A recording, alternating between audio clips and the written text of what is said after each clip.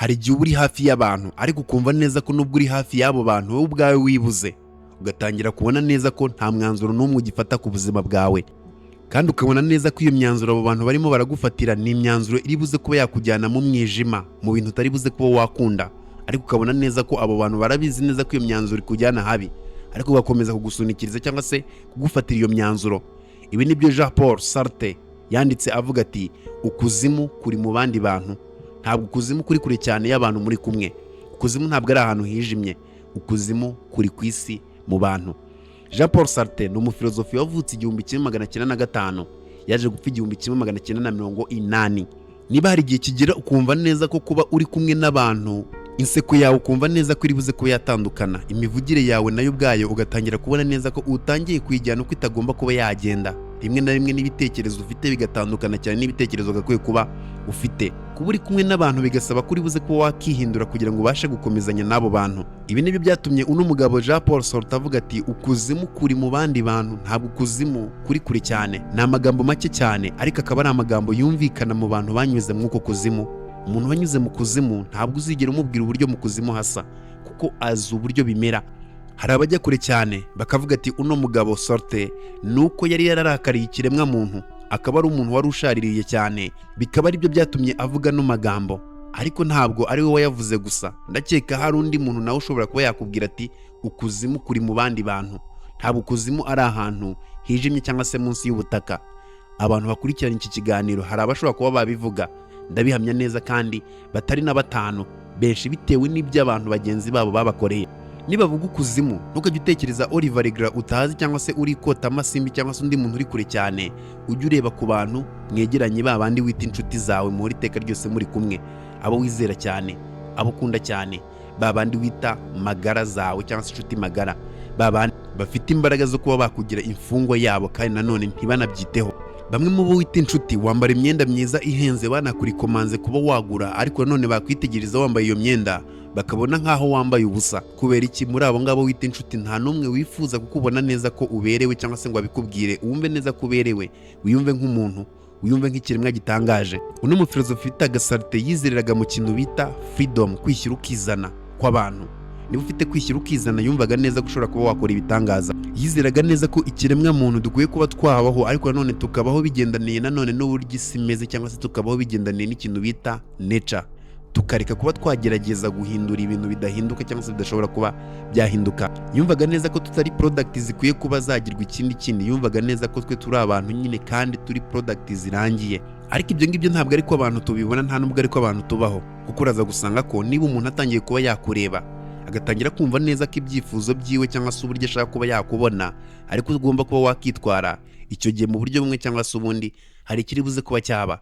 Umuntu nagushyiraho igitutu akagushyiraho pressure, kwishyura ukizana kwawe ntabwo kuzaba kugihari, kuko icyo gihe uzatangira kumva neza ko kugira ngo ubu umuntu ari buze ko yakishimira, biri buze kuba byagendanira nanone nuko ugomba kugendera mu nkweto ziwe. Ariko nta muntu umenya neza ko buri wese afite demons ziwe, afite ibibazo bye arimo arahangana nabyo. Uri umuntu nk'abandi, ukeneye ibyiza. Ni gute undi muntu aza kwifuza gukora ibirenze cyane kugira ngo umunezeze ibyawe ubiretse? Ibyo biba bibi rero iyo uwo muntu urimo uragukeneraho ibyo bintu ameze nk'aho agufatiye runini. Ahangaha niho benshi batangira kuba bata inzira bakwiye kuba babamo. Bamwe bakayoboka inzira y'umwijima kugira ngo barebe ko baramuka. Ujye witonda buriya n'ujya kureba umuntu rimwe na rimwe ubona neza ko afite defo, cyangwa se witegereza umuntu gusa, kuko kureba umuntu ukamukritika cyangwa se bikagaragara nk'aho urimo uramucira urubanza, kabone nubwo waceceka, uwo muntu wari urimo urareba hari icyo ari buze ko yakiyumviramo. Kuko abantu dufite ubushobozi bwo kuba twareba umuntu urimo uratureba neza cyangwa se umuntu urimo uratunyega, yabivuze cyangwa se nanone atabivuze. Bivuze neza ko ibyo ukora n'ibyo uvuga biri buze kuba byashiftinga bigendaniye ku mikorere yawe. Umuntu rero ukoresha icyo kintu cyo kukureba cyo kugira ngo nanone ukore ibintu udashaka kuba wakora, ni na wa muntu ushaka kuba yagukontrola. Buri kimwe cyawe cyose kibarizwe mu bushake bwiwe cyangwa se ugendere mu bintu akeneye. Aba ni abantu babi rero, kubana nabo ubwabo biri buze kuba byakugora, biri buze kuba byakunaniza. Hari abantu kubana nabo binaniza.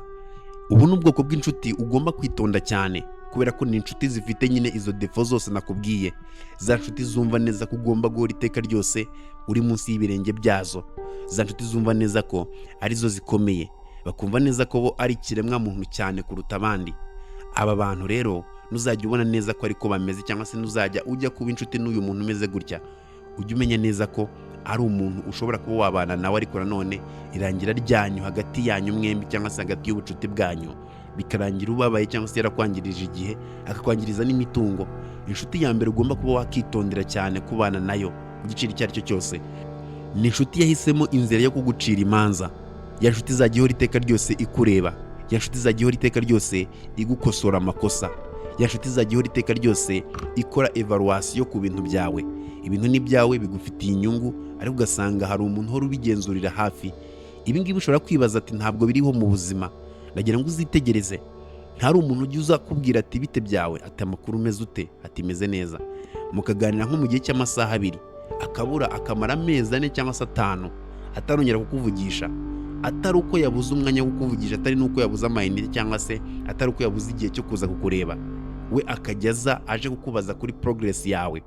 Uwo muntu ikizamuranga ni kimwe, nimuzaba muri kumwe azajya aganira nawe akubaza ibyo urimo uragenda ugeraho, intambwe wateye, inzu waguze, ibibanza waguze, amafaranga ufite, ayo urimo urinjiza. Mbega nyine bimeze nk'aho arimo arashaka raporo nk'icyo gihe cy'amezi 5 ashize mutari muri kumwe, agakenera ko ari buze kuba yareba aho ugejeje uri muri yubaka. Sarute yaranditse ati buriya niba umuntu arimo arakureba utangira kwibona mu maso y'uwo muntu, bivuze ko niba ndimo ndagukanurira ibyo birahagije kugira ngo utangire kuba wakibona mu maso yanjye, kandi nta n'icyo mvuze. Niyo mpamvu uba ugomba kwitonda cyane mu gihe ugiye kuba wareba umuntu, cyangwa se hari icyo ugiye kuba wakorera umuntu. Uno muntu mumenye neza, uyu ni umuntu uko imyaka izajya igenda iza, cyangwa se uko uzajya wumva neza ko ikimuzana kukuganiriza ari ukugira ngo yumve progress yawe, akenshi cyane utangira kuba wamutinya, kuko uba ufite ubwoba uvuga ati uno muntu ari buze kuba yakritika, ntibaburana nabyo. Nta nubwo ari umuntu uri buze kuba yaguha icyerekezo cya nyacyo akubwira ati nyamaraga nubwo urimo urabinyuza ahangaha wagakwiye kuba ubinyuza hano bikagenda neza. Icyo kintu ntacyo yigiramo, agutesha umutwe. Ujye utinya rero umuntu ugutesha umutwe, agutesha umutwe ku bintu byawe urimo uriyubakira, yewe atazagira n'icyo agufashaho. Ni wa wundi urimo uragira ngo ubeho uperforminga ugendera mu bushake bwiwe, cyangwa se ibyo akeneye. Ujye witondera inshuti yumva neza ko igomba kuba yagira uruhare mu nkuru yawe uko byamera kose, kuko iyo nshuti irakubabaza. Uzajya ubona utakiriho rero urimo uraperforminga, ujye unamenya neza ko ari cyo gihe cyo kugira ngo ujyane ibintu gake, kuko nyine ziba zahinduye imirishyo. Umuntu wa kabiri rero ugomba kwitondera mu gihe ugiye kuba wamugira inshuti ni wa wundi uzi gukontorora buri kimwe cyose, agakontorora amavu n'amavuko yawe, agakontorora buri kimwe cyose cyakubarijweho, aho wavukiye, uko wakuze, ibyo wakoze. Ugasanga ibyo bintu abyitaho cyane mbere y'uko hari icyo muri buze kuba mwakorana. Uyu ni umuntu wumva neza ko akuzi neza, akumva neza ko rwose agufiteho uburenganzira bigendaniye no ku byinshi cyane akuziho. Uyu ni umuntu wumva neza ko akuzi neza bigendaniye kuri byinshi cyane akuziho, cyangwa se yagukozeho ubushakashatsi. Kandi nimba ubizi, abantu benshi henshi habo hashize hari igihe hataba ari heza. Rero umuntu uzizirika ku hashize hawe akumva neza ko agomba kukugiraho uburenganzira na control, kubera ko ahashize hawe ahazi, ni umuntu ugomba kuba watinya cyane. Ni umuntu rimwe na rimwe utazigera wemera neza ko wakuze, cyangwa se watandukanye cyane n'uwahoze uri we, akumva ko nanone agomba kugufata nk'uko yagufataga cya gihe wari ukennye, kandi byarahindutse ntabwo ukiri nk'uwa mbere. Ni umuntu ugendera ku by'ahashize hawe cyane kugira ngo agukategorize, kugira ngo agukontorore, akakwibutsa uwo wahoze uri we. We bene kanaka, ndakuzi sha wikishyira hejuru, ndakuzi utarabona amafaranga, ndakuzi ugasanga nicyo kintu gihora mu kanwa kiwe. Uno ni umuntu mubi, ni umuntu urimo aragira ngo ukomeze kuba wa wundi yahoze azi, ugira amafaranga, ugira ububasha, uba umuntu ukomeye ku bandi, ariko nugera imbere yiwe uryama kandagire, kandi mu by'ukuri rimwe na rimwe unamuruta nta naho muhuriye, icyo gukangisha ari uko akuzi. Aha ni ahandi uba warahinduye ibitekerezo ku kintu kimwe, cyangwa se ukumva neza ko amateka yawe atarabaye meza, ugomba kuba wayasiga kugira ngo nanone ugire ibindi bintu uri buze kuba wabona. Ariko wa muntu we ntabyumve, ntanabikunde gutyo, akumva neza ko uburyo bwiza bwo kukontorora ari ukukwibutsa ko nubwo wumva neza ko wahindutse ku bandi, ariko kuri we utigeze uhinduka. Ni umuntu wo expectinga, cyangwa se yumva neza ko ibyo akeneye, ibyo akubwiye ugomba kuba wabyumva ukanabigenderaho gutyo, nta yandi magambo umubwiye, utarebye ingaruka bizakuzanira. Guhinduka kwawe rero no kuba undi muntu, ibyo nabyo ubwabyo bibatera urujijo, kuko baryoherwa no kumva neza ko bagufite mu biganza byabo, bakirata ku bandi bavuga ati uriya nubwo ameze kuriya nta kintu na kimwe ashobora kuba yankorera. Ni umuntu wumva neza ko kwivanga mu marangamutima yawe, gukontorora, kwishyira ukizana kwawe ari byo bintu bimuha amahoro, kuko yumva neza ko agomba kuri hejuru nyine. Ni abantu rimwe na rimwe bagora cyane kuba wabareka, kuko niba ubona neza ko umuntu kugira ngo abe inshuti yawe cyangwa se kugira ngo mube muri kumwe bigendana cyane no gukontorora igisekuru cyawe aho wavuye n'uburyo byagenze, uwo muntu hari igihe wumva neza ko ntacyo atwaye, yego nibyo, ariko uzamenya neza ko afite icyo atwaye mu gihe urimo urabona neza ko birimo biragusaba ibitambo birenze cyane ibyo wagakwiye kuba utanga. Aba ngaba noneho ntukajye wumva neza ngo bazigera bemera neza ko wahindutse bakureke, reka kuko icyo babona ni kimwe, bene kanaka uyu ndamuzi yahoze ari uyu nguyu, mbega nyine ntabwo ashobora kuba yakureka ngo ugende amahoro. Uburyo bwonyine ni ukumwicaho ukamubwira ati no, ndeka njyenyine, mukangana mukaba abanzi, akagenda akakuvuga nabi bikarangira, ariko nanone akakuvira mu buzima, kubera ko n'ubundi abakuvuga nabi muri no kumwe, kuko uyu ni wa wundi uzajya ugenda uvuga ati Oliver cyangwa se uriya ndamuzi rwose ntacyo afite, utamubona abonye akabiri ubu ngubu, uzi nyuma y'igihe runaka uburyo yari ameze, inzara igiye kumutsinda aha n'aha n'aha, ugasanga arimo arakoresha intege nkeya zawe wagize mu gihe cyashize kugira ngo aguteze abantu. Aba bantu ujye ubitondera cyane, ni abantu batajya batinya kuba baguhomba, ahubwo icyo batinya ni uko ugomba kumenya neza ko utandukanye n'uwo wahoze uri we. Kuguhomba ntabwo babitinya, icyo batinya ni uko wimenya ukamenya neza ko agaciro kawe karenze uwo wahoze uri we. Rero guhora hashize hawe, guhora uri wa wundi bajyana uko bashaka, bibaha amahoro, bituma bumva neza ko bari safe. Umuntu wa gatatu ugomba kuba wakitonda cyane ukanagendera kure, ni wa muntu wumva neza ko mudu yawe cyangwa se kubaho neza kwawe, kwishima kwawe bigomba kuba byagendera ku bitekerezo byabo. Ahangaha wumve neza kandi usobanukirwe bano bantu, kuko nabo ni abantu babi batoroshye. Ni wa muntu nujya gukora ikintu uri buze kuba wareba uburyo ari buze kuba yakireactingaho, uburyo ari buze kuba yacyakira, uburyo ari buze kuba yakiyumvira mbere y'uko uri buze kuba wagikora. Ni wa wundi wumva neza ko ugomba gusarendinga, ugomba kuzamura amaboko, kwishyira ukizana kwawe ukabireka kugira ngo umubane n'uwo muntu. Umuntu uhora iteka ryose rero ashaka approval, bimeze neza ko arimo arashaka urufunguzo rw'ibyishimo byawe. Bivuze neza ko niba ushaka kubaho neza, banza umwemere cyangwa se banza wumve neza ko ari kijana. Niwumva neza ko ari kijana, icyo gihe muragendana neza, kubera ko icyo ashaka ni indabo atanakoreye. Ni abantu bikunda cyane. Aba ni ba bantu bumva neza ko niba hari ikintu cyiza cyakubayeho, ni iterambere ryawe, hari ubundi buzima bushyashya urimo uragenda ubona, mbega nyine hari kirimo kirahinduka mu bigaragara. Iryo terambere ryawe, icyo kintu gishyashya kirimo kiragenda kiba kuri wowe, akeneye ko ari we muntu ugomba kuba yakibwirwa. Banza ukimubwire, acyaprovinge cyangwa se yumve neza ko nyine ari ikintu cyiza. Ntabwo akeneye kuri buze kuba wakishimira ikintu utamubwiye. Rimwe na rimwe yumva neza ko no kugira ngo ugiserebure ari buri buze ko yakugira inama, kubwira ati giserebure cyangwa se wigiserebura, kandi wenda wanagikunze.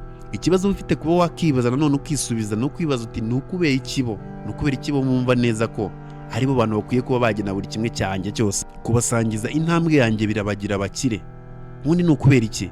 Impamvu rero abo bantu bameze gutyo ni uko ari abantu bafite kamere mbi nabo ubwabo zabananiye kuba bakontorora, kamere yo kumva neza ko bagize abantu kandi nta muntu ugize undi. Ni abantu bumva neza ko ibitekerezo byabo bigiye kuba byaba amafaranga mu buzima bwawe.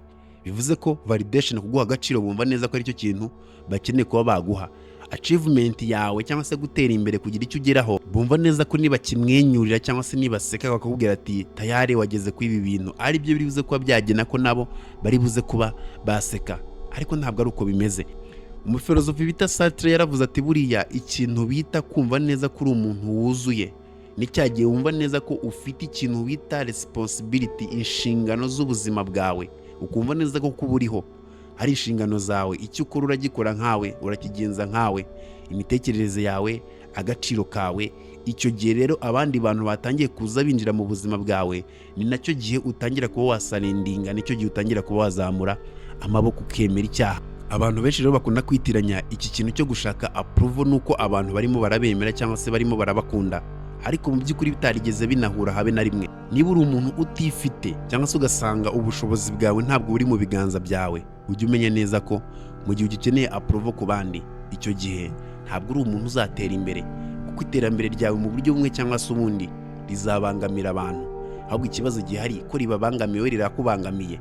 Bareke ribabangamire, ripfa kuba riguha amafaranga cyangwa se nanone riribuze kuba ryagira aho rigukura rikagira n'ahandi handi riribuze kuba ryakwerekeza. Ibindi abantu bagutekerezaho ntabwo bizigira birangira, niko abantu tumeze.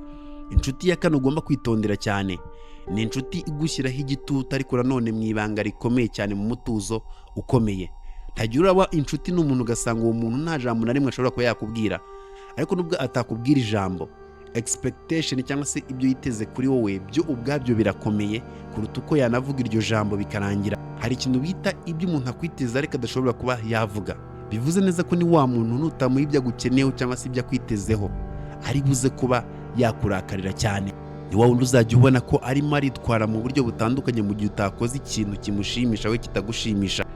Umufilozofi bita Sartre turimo turagenderaho niwe wavuze ati nubwo abantu batavuga mu buryo bumwe cyangwa se ubundi baradushepinga, ni wa wundi ukureba ugahita wibwiriza icyo ugomba kuba wakora. Iki nicyo gihe utangira gufata ibyemezo by'abantu, uburyo umuntu arimo arakureba wowe ukabyimajina, wamara kubyimajina bikajya mu mutwe bikarema undi muntu, bikarema irindi jwi ribuze kuba ryakubwira. Uwo muntu kubera guhora kugenza gutyo, iryo jwi riragenda rikaba nk'aho ari ijwi ryawe ugiye kuba wabana naryo. Nta kintu na kimwe arimo aravuga, ariko kubera ko nta kintu na kimwe arimo aravuga, ibyo ntibivuze kuba byakuraho kumva ibyo arimo arashaka kuba yavuga. Ntabwo ijwi ari ryo rivuga gusa, ntabwo bazakubwira uburyo bambara, ntabwo azakubwira uburyo ugomba kuba wavuga, gusa niwambara akakureba uzahita umenya neza ko swati wambaye nabi cyangwa se nanone wambaye neza, cyangwa se ntabwo urimo urakora iby'ibyifuzo bye bishaka. Ntabwo bigisha cyangwa se ngo bagukosore bakoresheje amagambo, bakoresha isura n'uburyo arimo arakureba n'uburyo arimo arakwitwaraho. Aba ni abantu baba muri kumwe, ugatangira kwibaza uti ese ibyo bakeneye nibyo nimo ndakora? Ese ibyo najyanishije, ibyo nambaye, uburyo nimo navuga bijyanye n'ibyifuzo byabo? Ugasanga niyo si wibereyemo. Ntabwo uzi icyo ukeneye, uzi icyo abandi bantu bakeneye. Bagushyiraho igitutu biri direct ariko batanavuze. Uyu ni wa wundi uri buze kuba watera inkuru ataseka wo kumva neza ko hari ikindi kintu ugomba kuba wakora kugira ngo aseke. Niba utangiye topic, uburyo kureba cyangwa se uburyo akwitegereza, ibyo birahagije kugira ngo iyo topic uyihagarike cyangwa se nanone ukomeze uvuge. Ibyo nibyo bintu Sartre yavuze ati buriya ikintu bita ibitekerezo by'umuntu bifite imbaraga cyane kuruta uko ushobora kuba wabyumva, kuko ibitekerezo bishobora kuba byarema ijwi rizajya rikubwira mu gihe umuntu atanavuze, ariko wowe ukumva ko yakubwiye kandi kuko ukanabikora uko nguko uwo muntu yabivuze. Gutuza rero, kuba umuntu afite umutuzo, hari igihe bitaba ari ibintu byiza. Rimwe na rimwe usanga ari ibikuta cyangwa se ari igitutu umuntu arimo aragushyiraho binyuze muri icyo kintu bita gutuza. Be careful, ujye witonda cyane, unamenye neza ko hari bitagomba kuba wavuga. Umuntu wa gatanu ugomba kwitonda mu gihe ugiye kuba waba inshuti nawe byaba na ngombwa ukamureka, ni umuntu ufite ikintu bita amarangamutima, ariko amarangamutima akayakoresha nk'aho ari gereza. Uyu ni wa wundi uzajya ukoresha imyiyumvire yawe n'uburyo wiyumvira kugira ngo akomeza gufungira ahantu hamwe, cyangwa se kugira ngo nanone witware mu buryo utagakwiye kuba witwaramo. Ni hahandi azajya atuma umera nk'aho wafashwe. Bivuze neza ko kuva aho ngaho kumureka biramera nk'aho umugambaniye, kandi mu by'ukuri atari uko umugambaniye, ahubwo urimo urarwana n'ikintu bita kubaho kwawe neza. Ntabwo akeneye kuri buze kuba wabaho neza, ahubwo icyo akeneye ni kimwe: ukomeze ubarizwe muri gereza yiyubakiye cyangwa se yakubakiye. Ni abantu bakoresha imigozi yitwa kuba icyaha kirimo kiraguhama. Bivuze neza ko arakuzirikira mu mubano udakeneye, bitewe n'uko wenda hari amarangamutima ye atameze neza, bitewe no kumva neza ko numusiga mu ibyo bintu bimeze gutyo mu mwanda we uri bube umugambaniye. Bivuze ko akeneye ko ugomba kuba waguma aho ngaho, ntawe ugomba kuba wamusigira. Ariko ibyo ngibyo ugasanga niwe bifitiye umumaro. So ati ni gereza yishyizemo, hari amarangamutima yanze kureka, hari ibintu yanze kuba yareka, hari kamere yanze kuba yareka, ariko akumva neza ko ibyo bidahagije iyo kamere agomba kuyibanamo nawe. Aha ni hahandi ubushuti buba ikintu uri buze kuba wamaintaininga cyangwa se ugomba kuba wabana nacyo ku itegeko iryo ari ryo ryose. Ntube mu bushuti kubera ko ubishaka, ahubwo ukaba mu bushuti kubera itegeko. Ugasanga ntabwo wishimiye mu ubwo bushuti, ariko uko byamera kose n'ubundi ugomba kuba wahagaragara. Kutahagaragara biri buze kuba byagaragara nk'aho ari ubugambanyi bukomeye. Ahangaha ni n'ahahandi uzumva neza ko udafite imbaraga, ariko nanone ukumva ko ugomba kuba wabikora. Umuntu aragenda agakoresha amarangamutima yiwe atari stable kugira ngo wumve neza ko ufite ideni cyangwa se ufite inshingano zo kuba watuma ayo marangamutima ye aba stable, cyangwa se wabana nawe bigendaniye n'ayo marangamutima. Ahangaha niho umugabo bita Sartre yizeraga neza ko hari imibano abantu twisangamo, ariko iyo mibano ikaba imitego tuzabamo igihe cyacu cyose cy'ubuzima. Atari uko wenda ari ibintu bibi birimo biraba mu iyo mibano, atari nuko iyo mibano irimo iradukanga, ahubwo ari uko abo bantu bombi hari igihango bahanye kera, wenda ibintu bikimeze kuri ariko bikaba byarahindutse. Umwe akaba yarananiwe kwa adopta situation ihari, undi akumva neza ko agomba kwiga uburyo bushyashya bw'imibereho. Abo bantu bombi rero bakaba bameze nk'aho barimo baraba mu isi ebyiri zitandukanye, ariko umwe agashaka gukurura undi urimo aragerageza gutera intambwe kugira ngo undi asubire inyuma cyangwa se undi abangamirwe. Ibyo bintu rero ugomba kubyumva ukanamenya neza ko hari umubano ugomba gutangamo ibitambo ukavuga ati ntabwo mbishaka, ntabwo mbikunze, ariko nta kindi gihari cyo kuba cyakorwa. Ni ukwemera akamfata uko abishaka, nta kintu kibi namukoreye, ndashaka kwita ku byanjye nawe akita ku byawe, ugashyira ubuzima bwawe imbere kuruta ibindi. Hari umuntu uguhoza mu matwi akubwira ati ntuzansige kubera ko ntabwo nzi icyo nakora mu gihe udahari, nawe ukumva neza ko nyine kuba wasiga uwo muntu uzaba umwishe, ariko wakitegereza ukabona uwo muntu nawe nta kintu na kimwe ashaka kuba yakora. Icyo kintu cyo kuvuga rero ngo ntuzansige, nusiga uzaba unyishe, ni imigozi aba akuziritse ushobora kubana nayo by'igihe kirekire. Buri muntu wese afite kwishyira ukizana, afite amahitamo yo guhitamo ubuzima bwiwe, ugahitamo igihe cyawe, ugahitamo imbaraga zawe. Tukajya utanga ibitambo rero bikomeye nk'aho ari impano urimo uraha umuntu ariko wananiwe kwita ku buzima bwiwe. Nutita ku buzima bwawe bizaba byakurangiranye. Sartre niwe wanditse aravuga ati buriya abantu dushaka kuba twagira icyo bita kwishyira ukizana, gusa imwe mu mibano rimwe na rimwe itwimuka ukwishyira ukizana. Urashaka kuba uri umuntu uri free, ariko ubucuti ufite n'abantu mufitanye umubano runaka bo ntibakwemerere kuba waba uwo nguwo free ushaka kuba waba free. Icyo gihe rero ntabwo aba ari connection, ntabwo aba ari ubushuti, ahubwo ni inyungu zungukira umuntu rimwe na rimwe we atanabyumva cyangwa se akumva ko ari uko bigomba kuba byamera. Be careful rero, ujye witonda.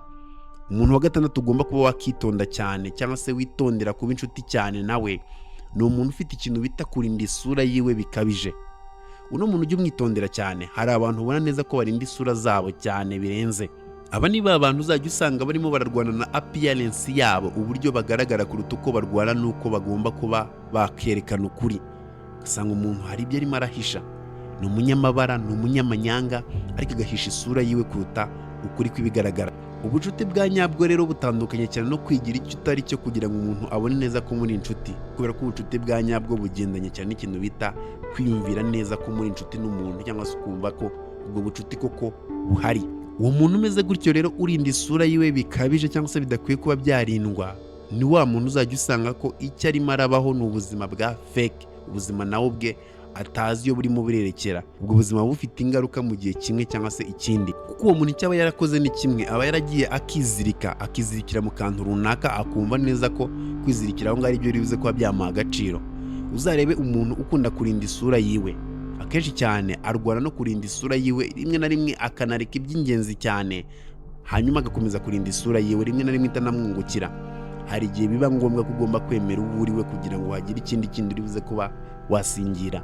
Nuba inshuti rero na wa muntu uzarinda isura yiwe kuruta uko agomba kumva ngo ndarwana n'iki, biba bibi cyane, kuko ikiba nta kindi, nawe utangira kuba waba nkawe cyangwa se ugatangira guhomba ibyo utagakwiye kuba uhomba. Ni umupafoma mwiza, ni umuntu uzi kubaho mu buzima ariko yigira umuntu atari we kugira ngo anezeze abantu.